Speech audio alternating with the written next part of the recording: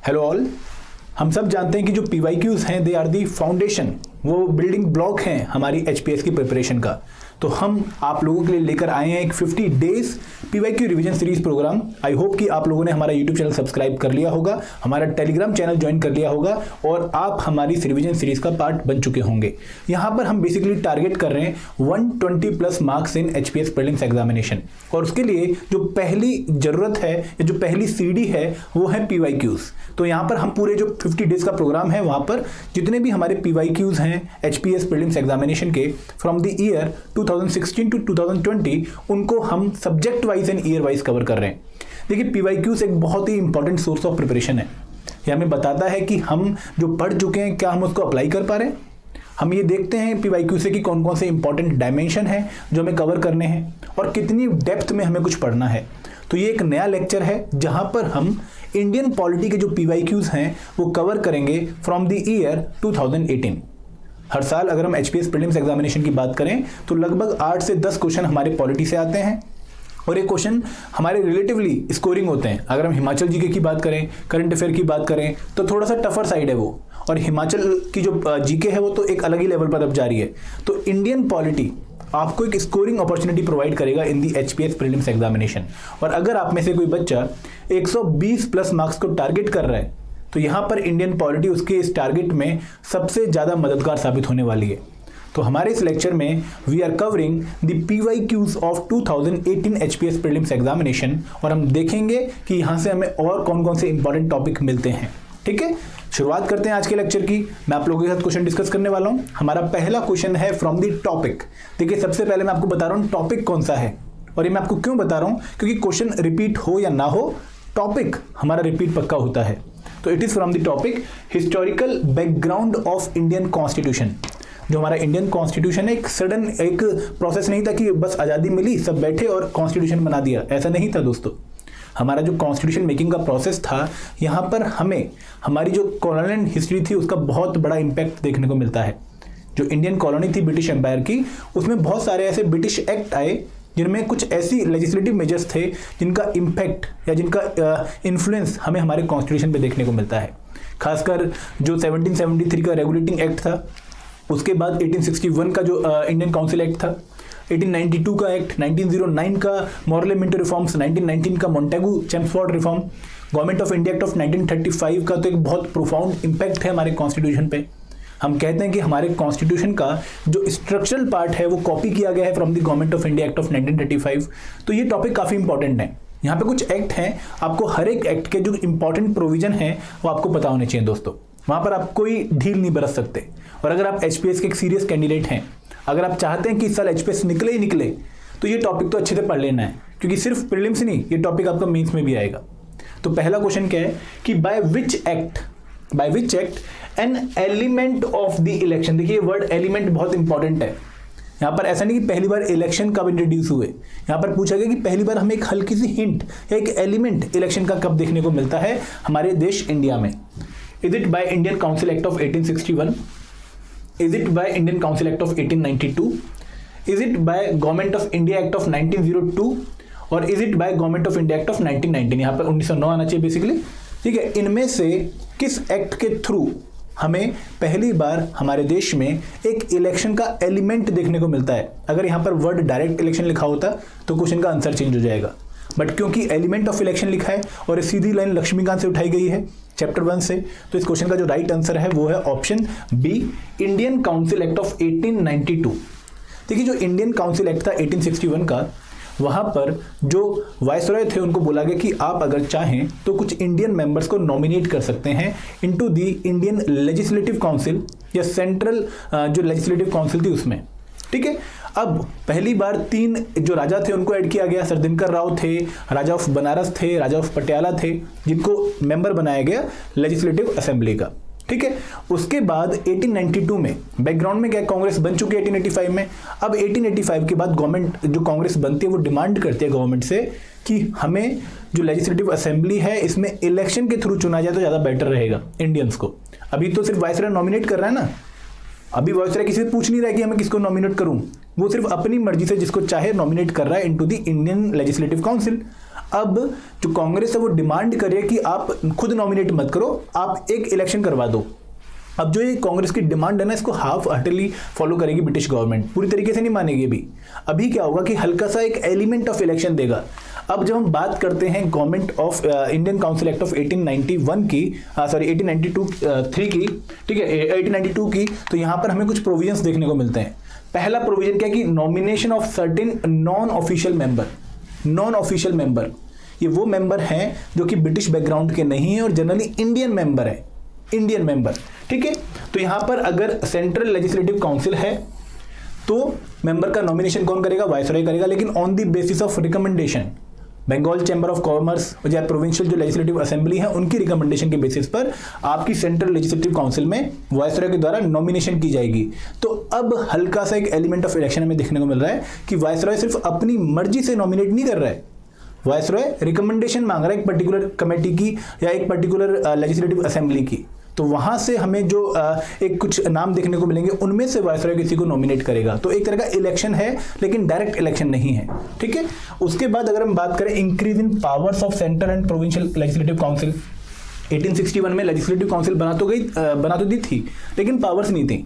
बाद में powers increase करी गई हैं by the 1891 act, 1892 act and 1909 act. यहाँ पर बजट आप पढ़ सकते हो लेकिन क्वेश्चन नहीं पूछ सकते, आप सप्लीमेंट्री क्वेश्चन नहीं आस्क कर सकते। तो वो सारी चीज़ें हमें यहाँ पर देखने को मिलेंगी और इसके साथ साथ हमें साइज में भी थोड़ा इंक्रीज देखने को मिलेगा कि जो सेंट्रल लेजिस्लेटिव असेंबली है वहाँ पर भी कुछ मेंबर बढ़ाए जाएंगे और जो प्रोविंशियल लेजिस्लेटिव असेंबली हैं उनमें भी हमें मेंबर बढ़ते हुए दिखेंगे, लेकिन दोनों में ही अभी भी ब्रिटिश नंबर ज़्यादा होगा, ठीक है। तो इस क्वेश्चन का राइट आंसर क्या है? Indian council act of 1892। अब आगे आपसे कैसे क्वेश्चन पूछ सकते हैं? आपसे पूछ सकते हैं कि पहली बार कब इंडियन लेजिस्लेटिव काउंसिल की जो स्ट्रेंथ है वो बढ़ाई गई थी, ठीक है। तो आप याद रखेंगे ये वाला आंसर। तो ये चीज़ें आपको नोट करनी है दोस्तों। अगेन मेरा पॉइंट आपको सिर्फ इस क्वेश्चन को सॉल्व करवाना नहीं है, मैं अगर चाहता तो आपको सीधा आंसर बता के आगे निकल जाता, लेकिन मेरा एम ये है कि जब आप ये टॉपिक कवर कर रहे हो तो आप देखो कि फ्यूचर में कैसे क्वेश्चन बन सकते हैं और, ठीक है। आगे बढ़ते हैं, क्वेश्चन नंबर 2 देखते हैं। Again from the topic features of Indian constitution, जहां पर हम बच्चों को बोलते हैं कि कुछ इंपॉर्टेंट आर्टिकल आपको याद होने चाहिए, पार्ट्स ऑफ इंडियन कॉन्स्टिट्यूशन आपको पता होने चाहिए और जो सोर्सेज हैं कुछ इंपॉर्टेंट फीचर्स के वो आपको पता होने चाहिए। तो अगर मैं बच्चों को सलाह दूं कि आपको कौन कौन से आर्टिकल पता होने चाहिए, तो आर्टिकल 1 से लेकर आर्टिकल 51A तो पक्का पता होना चाहिए दोस्तों। फिर आर्टिकल 75, आर्टिकल 123, आर्टिकल 148 और इमरजेंसी वाले आर्टिकल एंड अमेंडमेंट वाले आर्टिकल, ये मोस्ट इंपॉर्टेंट है क्योंकि यहाँ पर एग्जामिनर आपको पक्का क्वेश्चन पूछ सकता है, ठीक है। तो हमारा एक क्वेश्चन है फीचर्स ऑफ इंडियन कॉन्स्टिट्यूशन से। क्वेश्चन क्या है कि under which article of Indian constitution amendment procedure has been given या amendment process has been given, कि इंडिया के कॉन्स्टिट्यूशन के कौन से आर्टिकल में हमें अमेंडमेंट प्रोसेस देखने को मिलता है। अब ये स्ट्रेट फॉरवर्ड क्वेश्चन है, फैक्चुअल क्वेश्चन है, यहाँ पर कोई कंसेप्ट नहीं लगेगा, ठीक है। आप लॉजिक लगाने जाओ तो आप लॉजिक नहीं लगा पाओगे। अगर आपको पता है तो आप आंसर करोगे, अगर नहीं पता है तो please try to skip the question, do not mark the wrong answer, ठीक है। रॉन्ग आंसर मार्क करते हो तो -0.66 है, स्किप करते हो तो 0 है, कम से कम नेगेटिव में तो नहीं गए ना। तो यहां पर देखिए स्ट्रेट फॉरवर्ड आंसर है कि आर्टिकल 368, कौन सा article? Article 368 of Indian constitution under part 20 of Indian constitution have a amending process in it. एक अमेंडिंग प्रोसेस बताया गया है और यहाँ पर जो अमेंडमेंट है वो थोड़ी स्पेशल टाइप की अमेंडमेंट है, स्पेशल मेजोरिटी चाहिए। और दूसरी बात कि आप यहाँ पर दोनों हाउसेस में स्पेशल मेजोरिटी चाहोगे, ठीक है। मैंने अपने एक लेक्चर में ऑलरेडी अमेंडमेंट प्रोसीजर पढ़ा रखा है, स्थापना वाले लेक्चर में, आप देख सकते हैं वहाँ पर। तो ये आपका आंसर था ऑप्शन सी। ये क्वेश्चन आपको डिफिकल्ट नहीं लगा होगा, बहुत इजी क्वेश्चन है क्योंकि आप बार बार अमेंडमेंट प्रोसेस पढ़ते हैं। तो अगर मैं आपसे पूछूं कि इमरजेंसी वाले आर्टिकल कौन से हैं, वो भी हर बार हमें देखने को मिलेंगे। तो आर्टिकल 352 से लेकर article 360 in part 18 of Indian constitution, ठीक है। फैक्चुअल बातें बहुत इंपॉर्टेंट है दोस्तों प्रीलिम्स के लिए, और ये चीज़ मेंस के लिए भी इंपॉर्टेंट है। अगर वो आपसे पूछता है कि right a short note on the emergency power of Indian president, तो वहाँ पर भी आप आर्टिकल मेंशन करोगे। आर्टिकल के बिना आपका आंसर अधूरा है, फिर आपका आंसर जनरलाइज्ड आंसर है। 4 में से एग्जामिनर 1.5 नंबर 2 नंबर दे देगा, लेकिन अगर आपने 3 नंबर लेने हैं तो आपको आर्टिकल मेंशन करना पड़ेगा, फैक्ट मेंशन करने पड़ेंगे, थोड़ा डाटा मेंशन करना पड़ेगा, ठीक है। आगे बढ़ते हैं, थर्ड क्वेश्चन देखते हैं। Directive principle of state policy का क्वेश्चन है और मैं आपको बता दूं कि जो rights and duties of Indian citizen हैं, जहाँ पे फंडामेंटल राइट्स आते हैं, directive principle of state policy आता है एंड फंडामेंटल ड्यूटीज आते हैं, it is one of the most important topic जो आपको बहुत अच्छे से प्रिपेयर करना है। ठीक है, तो क्वेश्चन क्या है कि आपको दो लिस्ट दी हुई हैं, एक में प्रोविजन बता रखा है, दूसरे में आर्टिकल बता रखे हैं, और आपको मैच करना है कि कौन सा आर्टिकल किस पर्टिकुलर प्रोविजन से रिलेट करता है।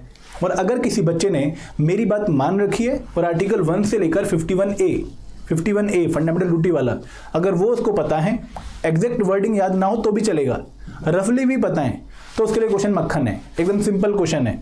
ठीक है, क्वेश्चन क्या है कि प्रोविजंस आपको दिए हुए हैं, formation of village panchayat, uniform civil code, agriculture and animal husbandry, separation of judiciary from executive, इधर आर्टिकल दे रखे हैं, आपको मैच करना है।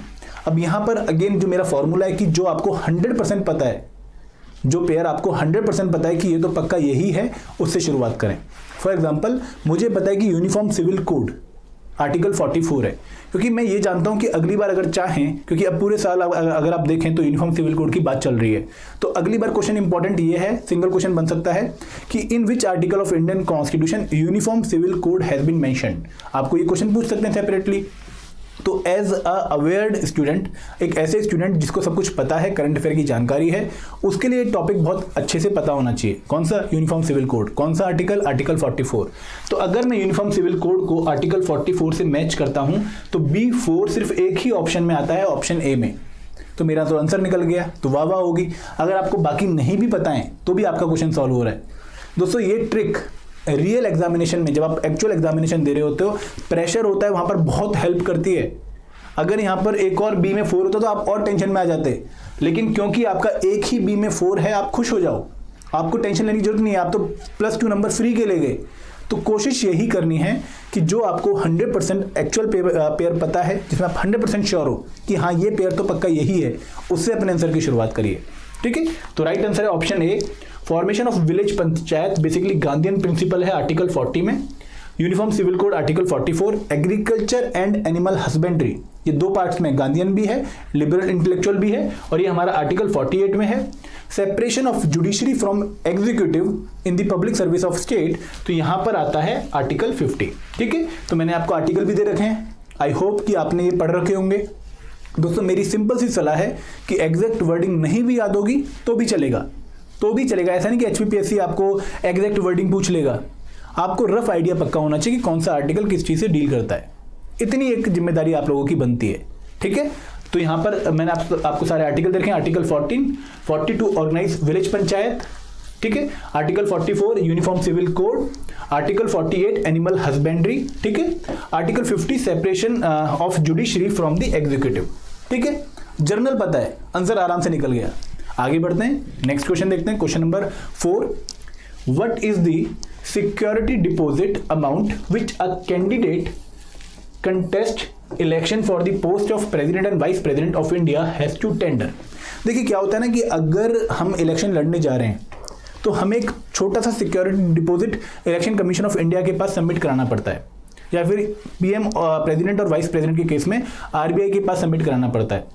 अब एक क्यों कराना पड़ता है, क्यों हमने एक अमाउंट रखा है, क्यों हमने एक सिक्योरिटी डिपॉजिट रखा है, ताकि जो नॉन सीरियस कैंडिडेट हैं वो इलेक्शन लड़ने ना आ पाए। तो यहाँ पर एक मिनिमम अमाउंट फिक्स किया गया है जो प्रेसिडेंट साहब को और वाइस प्रेसिडेंट साहब को सबमिट करना है जब वो इलेक्शन के लिए कंटेस्ट करने जा रहे हैं, या फिर कोई कैंडिडेट जो कंटेस्ट करना चाहता है for the post of president and vice president, उसको ये अमाउंट सबमिट करना पड़ेगा। अब यहाँ पर अमाउंट पूछ लिया आपसे, क्वेश्चन ये भी पूछ सकते हैं आगे आपसे कि किसको सबमिट करना पड़ता है, इलेक्शन कमीशन ऑफ इंडिया को, RBI को, या फिर कोई और ऑर्गेनाइजेशन को, तो वो भी आपको पता होना चाहिए। फिर इसमें एक और कंसेप्ट आता है कि कितने इलेक्टर और कितने प्रपोजर चाहिए होते हैं, कितने सेकेंडर और कितने प्रपोजर चाहिए होते हैं, वो भी आपको पता होना चाहिए। तो टॉपिक आपने देख लिया, उस टॉपिक को अच्छे से कवर कर लेना है, क्योंकि एग्जामिनर की इस पे नजर है तभी उसने ये क्वेश्चन पूछा है, और आगे भी नजर हो सकती है। तो इस क्वेश्चन का आंसर तो D है, सिंपल, लेकिन यहां पर आपने देखना है कि president must be subscribed by at least 50 elector as proposer, वो लोग जो उसको चुन रहे हैं। ठीक है, जैसे मान लो अगर हम लोकसभा में प्रेसिडेंट साहब के इलेक्शन की बात करें तो लोकसभा पार्टिसिपेट करता है, राज्यसभा पार्टिसिपेट करता है, और स्टेट लेजिस्लेटिव असेंबलीज भी पार्टिसिपेट करती हैं, और उन यूनियन टेरिटरीज में जहां पर स्टेट लेजिस्लेटिव असेंबली है वो भी पार्टिसिपेट करते हैं।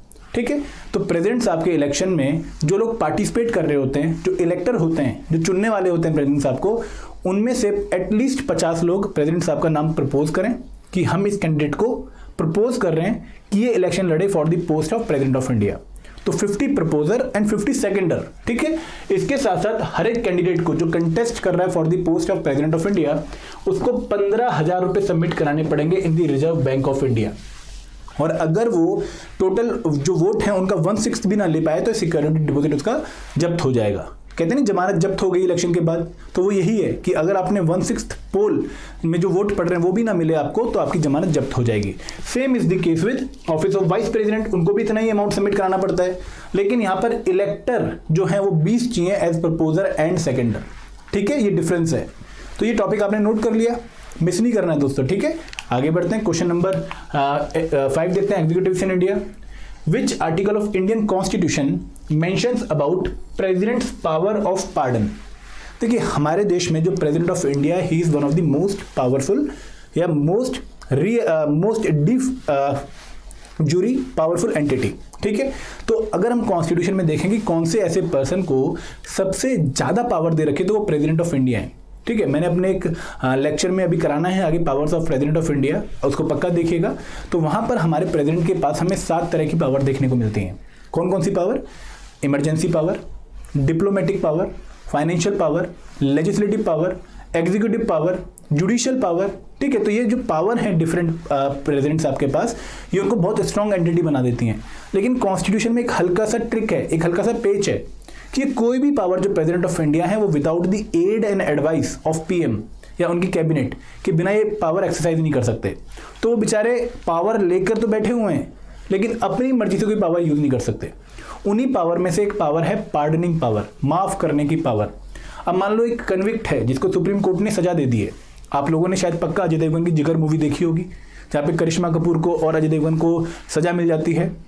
तो एक बार अगर सुप्रीम कोर्ट ने सजा दे दी तो वहां पर जो आपका कन्विक्ट है जिसको सजा मिली है वो पहले मर्सी पिटीशन फाइल करता है, रिव्यू पिटीशन फाइल करता है। उसके बाद अगर सारी पिटीशन उसकी खत्म हो जाए, सुप्रीम कोर्ट सारी पिटीशंस को डिस्कार्ड कर दे, तो उसके पास एक और ऑप्शन बचता है कि वो प्रेसिडेंट साहब से गुहार लगाए कि मेरी सजा को माफ कर दो। तो प्रेसिडेंट साहब को एक पर्टिकुलर आर्टिकल में कुछ माफ करने वाली पावर मिली है, पार्डनिंग पावर मिली है। अब ये पार्डनिंग पावर कौन से आर्टिकल में आपसे क्वेश्चन पूछा गया है, Which article of Indian Constitution mention about the President's power of pardon? तो ये आर्टिकल है article 72 of Indian constitution. Factual question है, अगर पता है तो अटेम्प्ट करें, नहीं पता है तो स्किप कर दें क्योंकि गलती होने के चांसेस काफ़ी ज़्यादा हैं।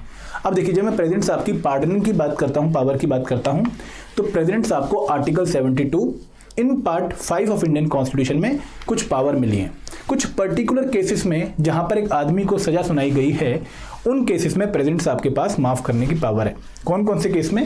जहां पर एक कन्विक्ट को पनिशमेंट मिली है या सेंटेंस मिली है for an offence against A union law, कि उसने कोई यूनियन लॉ ब्रीच किया है, तब उसको सजा मिली है। कोई लॉ था पार्लियामेंट का, उसको कन्विक्ट ने ब्रीच किया, उसको सजा मिली, तो उस सजा को माफ कर सकते हैं प्रेसिडेंट ऑफ इंडिया। इसके साथ साथ अगर एक सजा कोर्ट मार्शल के थ्रू मिली है, मिलिट्री ट्रिब्यूनल के थ्रू मिली है, एक फौजी को सजा मिली है, तो उस केस में भी माफी के लिए वो जा सकता है प्रेसिडेंट ऑफ इंडिया के पास। इसके साथ साथ अगर किसी आदमी को मौत की सजा मिली है, जैसे निर्भया दोषी थे, जो निर्भया कांड के जो दोषी थे, तो उस केस में भी वो गुहार लगा सकते हैं किसके पास? प्रेसिडेंट ऑफ इंडिया के पास। अब ये पावर प्रेसिडेंट ऑफ इंडिया को क्यों दी गई है? सुप्रीम कोर्ट है हमारे पास टॉप मोस्ट जज, फिर भी हमने प्रेसिडेंट साहब को पावर क्यों दी है? देखिए प्रेसिडेंट साहब को ये एक्स्ट्रा ऑर्डिनरी पावर इसलिए दी गई है कि अगर मान लो सुप्रीम कोर्ट की जजमेंट में कुछ एरर हुआ है, कुछ गलती हो गई है, या हार्श जजमेंट है, बहुत ज़्यादा हार्श एक्शन ले ले सुप्रीम कोर्ट में, तो एक मौका और हो कन्विक्ट के पास कि वो कहीं और किसी और एंटिटी के पास जाके गुहार लगा सके। तो ये एंटिटी कौन है? प्रेसिडेंट ऑफ इंडिया, ठीक है। अब ये जो पावर मिली है पार्डनिंग पावर आर्टिकल 72 में, they are basically 5 types of pardoning power. 5 power हैं जो प्रेसिडेंट साहब एक्सरसाइज कर सकते हैं किसी पर्टिकुलर आदमी को माफी देते टाइम, ठीक है। ये pardon, commutation, रेमिशन, respite and reprieve, ये 5 पावर हैं। मैं आपको समझाता हूँ, अगर देखो आपको याद नहीं है तो प्लीज समझ लीजिएगा, और अगली बार आपसे क्वेश्चन ऐसा भी पूछ सकता है एचपीपीएससी कि इनमें से कौन सी पार्डनिंग पावर नहीं है। आपको 3 ऑप्शन दे देगा इन 5 में से और एक कोई और दे देगा, तो इस तरह के क्वेश्चंस के लिए भी तैयार रहना। पहली पावर है पार्डन। पार्डन का मतलब क्या है कि कंप्लीटली माफ कर दिया, उसकी सजा भी माफ कर दी, उसका क्राइम भी माफ कर दिया कि जा तू आजाद है। फॉर एग्जाम्पल जैसे अजय देवगन को बोला ना कि पंछी पिंजरा खोल देता है गवर्नर लास्ट में और पंछी उड़ जाता है, सेम पावर गवर्नर के पास भी है। तो इस केस में प्रेसिडेंट साहब एक पर्टिकुलर कन्विक्ट की सजा भी माफ कर देते हैं और उसको क्राइम से भी मुक्त कर देते हैं कि तू बिल्कुल फ्री है, तू दोषी भी नहीं है और तेरे को सजा भी नहीं है। दूसरी है कॉम्यूटेशन। कॉम्यूटेशन में क्या है कि पीरियड सेम रहेगा। फॉर एग्जाम्पल, अगर किसी आदमी को 12 साल की काफ़ी रिगरस इम्प्रिजनमेंट मिली थी, काफ़ी कठोर सजा मिली थी, तो यहाँ पर पीरियड तो 12 साल ही रहेगा सजा का, लेकिन जो सजा कठोर थी उसको थोड़ा सा नॉर्मल कर देंगे, थोड़ा सिंपल कर देंगे। रिगरस इम्प्रिजनमेंट को अब सिंपल इम्प्रिजनमेंट कर देंगे। ठीक है, तो changing the type of punishment given to the guilty into less harsher one. लेकिन कॉम्यूटेशन में पीरियड सेम रहेगा, पीरियड सेम रहेगा। रेमिशन क्या है, यहां पर नेचर वही रहेगा लेकिन पीरियड चेंज हो जाएगा। देखिए दोनों में सिंपल सा फर्क है कॉम्यूटेशन में और रेमिशन में। कॉम्यूटेशन में आपने रिगरस इम्प्रिजनमेंट को चेंज कर दिया सिंपल इम्प्रिजनमेंट में। यहां पे पीरियड 12 साल था तो यहां पर भी 12 साल ही रखा आपने। दूसरा केस देखते हैं, पनिशमेंट सेम रखी, रिगरस थी यहां पर और यहां पर भी रिगरस है, लेकिन यहां पर पीरियड कितना था 12 साल, तो यहां पे घटा के इन्होंने कितना कर दिया 8 साल। तो ये है रेमिशन और ये है कॉम्यूटेशन। क्लियर है, कभी आगे गलती मत करिएगा। अब बात करते हैं रिस्पाइट की। देखिए रिस्पाइट क्या कि अगर मान लो जो कैदी है, जो कन्विक्ट है, उसके पास एक स्पेशल सर्कमस्टांस है, एक प्रेग्नेंट लेडी है मान लो, या फिर एक ऐसा आदमी जो कि दिव्यांग है, या फिर एक ऐसा आदमी इसके पीछे एक स्पेशल कंडीशन है, कोई स्पेशल स्टोरी थी, स्पेशल सर्कमस्टांस थे उसके, तो उस केस में प्रेजेंट साहब अगर चाहें तो उसकी जो डिग्री ऑफ पनिशमेंट है, जो सेवेरिटी ऑफ पनिशमेंट है, उसको रिड्यूस कर सकते हैं। ठीक है, लास्ट आता है रिप्रीव। रिप्रीव में क्या है कि अगर मान लो एक आदमी है, जैसे निर्भया दोषी की अगर हम बात करें, निर्भया कांड के जो दोषी थे उनको मार्च में फांसी होने वाली थी, तो वो चाहते थे कि वो एक बार और अपील करें सुप्रीम कोर्ट में, लेकिन क्योंकि उनकी फांसी की डेट पास आ रही थी तो उन्होंने टेम्पररी एक रिस्पाइट लेना था अपनी फांसी पे कि मुझे टेम्पररी कुछ पीरियड के लिए फांसी मेरी आगे पास ऑन कर दो या फिर रोक दो, ताकि मैं अपना एक और तरीका यूज कर पाऊं माफ करवाने का। तो ऐसे केस में रिप्रीव आता है, temporary delay in execution of punishment to allow the guilty to use other options. ठीक है, ये 5 पावर हैं प्रेसिडेंट ऑफ इंडिया के पास, लेकिन ये 5 पावर वो on the aid and advice of cabinet ही करेगा, अपनी मर्जी से पावर एक्सरसाइज वो नहीं करता है, याद रखिएगा ये वाली बात। ठीक है, आगे बढ़ते हैं। अब बात करते हैं क्वेश्चन नंबर 6 की। Which of the following constitutional amendment act restricted the size of the council minister to 15% to the total member of the Lok Sabha. देखिए होता क्या था, स्टार्टिंग में तो सब सही चल रहा था कि छोटी कैबिनेट रखते थे, छोटी काउंसिल ऑफ मिनिस्टर रखते थे जब भी गवर्नमेंट बनती थी एक पर्टिकुलर लोकसभा के इलेक्शन के बाद। जैसे जवाहरलाल नेहरू गवर्नमेंट बनी तो एक पर्टिकुलर काउंसिल ऑफ मिनिस्टर बनती है, उसके बाद जो लोग मिनिस्ट्री के होते हैं। ठीक है, उसके बाद क्या हुआ, जैसे ही रीजनल पार्टीज का राइज होना शुरू हुआ, अब एक सिंगल पार्टी के लिए गवर्नमेंट बनाना मुश्किल हो गया। कांग्रेस अपनी अगर चाहे गवर्नमेंट तो वो बना नहीं पा रही थी, 272 प्लस सीट्स उसकी नहीं आती थी खाली कांग्रेस की, तो उसने एनडीए बना लिया, सॉरी उसने यूपीए बना लिया। ऐसे ही बीजेपी जब 1980s के बाद राइज करती है तो सिंगल बीजेपी कभी भी 272 प्लस सीट्स नहीं लेके आ पाती है, तो वो एनडीए बना लेता है। अब जब आप रीजनल पार्टीज को मर्ज करते हो तो उनको कुछ बेनिफिट्स देने पड़ते हैं, उनको मिनिस्टर पोस्ट देनी पड़ती है। तो हुआ क्या कि 1980s में एंड 1990s में हमें काउंसिल ऑफ मिनिस्टर का जो साइज है वो काफ़ी बड़ा हुआ देखने को मिलता है। हर किसी को कोई ना कोई मिनिस्टर बना देते हैं, जो कुछ नहीं बनता था मिनिस्टर ऑफ स्टेट बना देते हैं। तो बहुत बड़ी काउंसिल ऑफ मिनिस्टर बनने लग गई, ताकि एक तरह की जो भी पार्टीज आ रही हैं उनको कुछ ना कुछ बेनिफिट दे दें, उनको कुछ ना कुछ पोस्ट दे दें। अब इस प्रॉब्लम को रोकने के लिए एक अमेंडमेंट हुई जहां पर जो काउंसिल ऑफ मिनिस्टर थे उनका साइज फिक्स कर दिया गया कि इससे ऊपर साइज आप लेके नहीं जा सकते। अब ये अमेंडमेंट कौन सी आपसे पूछा है, ये अमेंडमेंट है आपकी 91st constitutional amendment act of 2003। यहां पर बोला गया कि अगर लोकसभा की टोटल सीट 545 हैं तो आप इसके 15% से ज्यादा काउंसिल ऑफ मिनिस्टर में मेंबर नहीं रख सकते। सेम चीज अप्लाई हुई आपकी कहां पर, स्टेट लेजिस्लेटिव असेंबली में भी। क्लियर है वाला पॉइंट आपको? ठीक है, तो जो आपकी 91st कॉन्स्टिट्यूशनल अमेंडमेंट एक्ट है 2003 की, इसने 2 मेजर चेंज किए। पहला चेंज तो ये कि total number of minister including the prime minister in the council of minister shall not exceed 15% of the total strength of the Lok Sabha. और अगर ये स्टेट है तो वहां पर ये जो लिमिट है वो आपकी कितनी थी, अगेन 15%, लेकिन कुछ स्टेट्स में वो वेरी भी करती है। A member of parliament belonging to any political party जो अगर ग्राउंड ऑफ डिफेक्शन पे डिस्क्वालीफाई हुआ है तो वो मिनिस्टर भी नहीं बन के रहेगा। ठीक है, जैसे मान लो एक पर्टिकुलर मिनिस्टर है ठीक है, अभी उनको पोस्ट मिली हुई है और वो बाद में ग्राउंड ऑफ डिफेक्शन के चार्ज पर डिस्क्वालीफाई हो जाते हैं। तो एमपी से तो वो डिस्क्वालीफाई हुए डिफेक्शन के बाद, लेकिन वो मिनिस्टर से भी डिस्क्वालीफाई हो जाएंगे। ये आपको इंपॉर्टेंट बात याद रखनी है जो इस अमेंडमेंट में बोली गई थी। आगे बढ़ते हैं, question number 7, what constitute the definition of money bill under article 110 of Indian constitution. आपको पता है कि जो हमारा कॉन्स्टिट्यूशन है इसमें 3 तरह के बिल हमें देखने को मिलते हैं। पहला बिल कौन सा है? Ordinary bill. सेकंड बिल कौन सा है? मनी बिल या financial bill, sorry, second bill है फाइनेंशियल बिल और थर्ड बिल है कॉन्स्टिट्यूशन अमेंडमेंट बिल। अब जो फाइनेंशियल बिल है इसके में फर्दर 2-3 टाइप देखने को मिलते हैं। एक फाइनेंशियल बिल जो कि आर्टिकल 110 में मेंशन किया गया है, और जो फाइनेंशियल बिल आर्टिकल 110 में मेंशन किया गया है उसको बोलते हैं मनी बिल। इसके अलावा 2 फाइनेंशियल बिल हमें और देखने को मिलते हैं जो कि आर्टिकल 117 ऑफ इंडियन कॉन्स्टिट्यूशन में बताए गए हैं। Article 117 clause 1 and article 117 clause 3। अब यहां पर आपसे पूछा है कि इनमें से कौन सी चीज पार्ट है मनी बिल की डेफिनेशन की जो कि आर्टिकल 110 में आता है। The imposition, abolition, alteration in the regulation of any tax, the regulation of borrowing of money, the appropriation of money out of the consolidated fund of India, या all of the above. इनमें से कौन सा part है money bill की definition का? देखिए, article 110 में बोला हुआ है कि जो भी चीज़ें यहाँ पर लिखी हुई हैं इस आर्टिकल में 110 में 110 में, उससे अगर कोई बिल डील करता है तो उसको मनी बिल बोला जाएगा। और वहाँ पर ये तीनों ही चीज़ मेंशन है दोस्तों। तो यहाँ पे आंसर क्या बनेगा? All of the above. देखिए, आर्टिकल 110 कहता है कि मनी बिल क्या है, और ये कहता है कि ये बिल उन चीज़ों से कंसर्न है जो कि नीचे मैंशनड है। यहाँ पर इम्पोजिशन, एबॉलिशन, रेबिशन ये मैंशनड है, बोरोइंग ऑफ मनी मेंशनड है, कस्टडी मेंशन है, एप्रोप्रिएशन ऑफ मनी मेंशनड है। तो ये मनी बिल आपका इंपॉर्टेंट टॉपिक है दोस्तों, बहुत इंपॉर्टेंट, क्योंकि ये आपसे एज अ प्रोसेस भी पूछा जा सकता है कि मनी बिल को पास कराने के लिए कौन सी मेजोरिटी चाहिए होती है, क्या money bill pay joint sitting possible है, क्या मनी बिल को राज्यसभा अमेंड कर सकती है। तो मनी बिल टॉपिक काफ़ी इंपॉर्टेंट है। ठीक है, आगे बढ़ते हैं, क्वेश्चन नंबर 8 देखते हैं। सेंट्रल स्टेट रिलेशन का क्वेश्चन है, काफ़ी ईजी क्वेश्चन है और हम ऑलरेडी 2016 के क्वेश्चन में इसको डिस्कस भी कर चुके हैं।